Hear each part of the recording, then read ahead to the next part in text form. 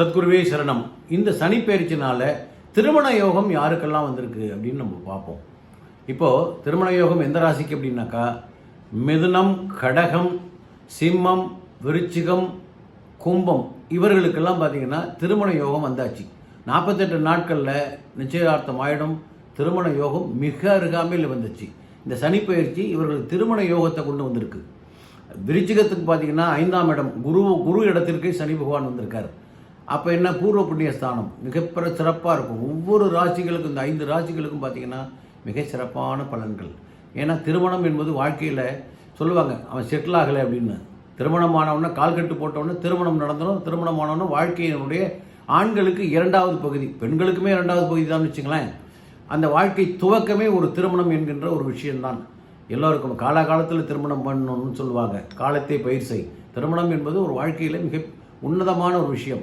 நிறைய பேருக்கு திருமணம் தடைப்பட்டிருந்தது. போன வருஷம் 2024 நிறைய தடைப்பட்டு திருமணங்கள் என்கிட்ட நிறைய வரன் திருமண பொருத்தம் பார்க்குறாங்க.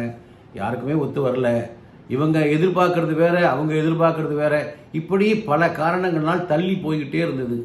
அந்த திருமணத்தில் இதில் நிறைய பேருக்கு நான் சொல்லக்கூடிய ஒரே ஒரு விஷயம் என்னென்னா, உங்கள் பெண்ணை பெற்றவங்க, ஒரு ஆண் நிறைய படிச்சிருக்கும், கை நிறைய சம்பளம் வாங்கணும், கார் வச்சுருக்கணும், வீடு வச்சுருக்கணும்னு எதிர்பார்த்தீங்க அப்படின்னா திருமணம் நடக்காது.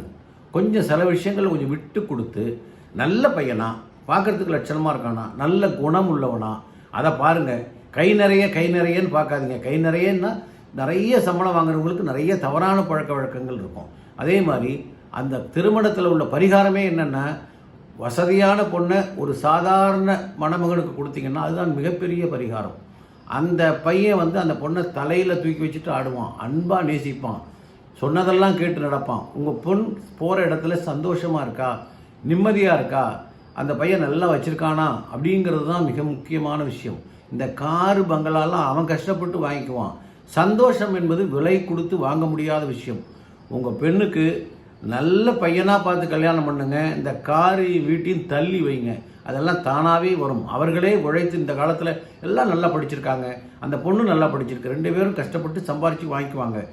கணவன் மனைவியினுடைய அந்யோனும் அன்பு, நல்ல பாசமுள்ள ஒரு மணமகன் தேவை. அதனால் சில விஷயங்களை விட்டு கொடுத்தீங்கன்னா இந்த வருடம் இன்னொரு 48 நாட்கள் நான் சொன்ன ராசிகளுக்கெல்லாம் அற்புதமான திருமண யோகம் நெருங்கிடுச்சு. அந்த கால நேரத்தில் பண்ணி வைங்க. ரொம்ப வயசானதுக்கப்புறம் 25 வயசுக்கு மேலே விடாதீங்க. 25 வயசுலாம் திருமணம் பண்ணிவிடுங்க. அப்போ தான் அவர்களுடைய வாழ்க்கை மிக சிறப்பாக பிரகாசமாக இருக்கும். அது உங்கள் கையில், பெற்றோர்கள் கையில் இருக்குது. சப்ஸ்கிரைப் பண்ணுங்கள். வணக்கம்.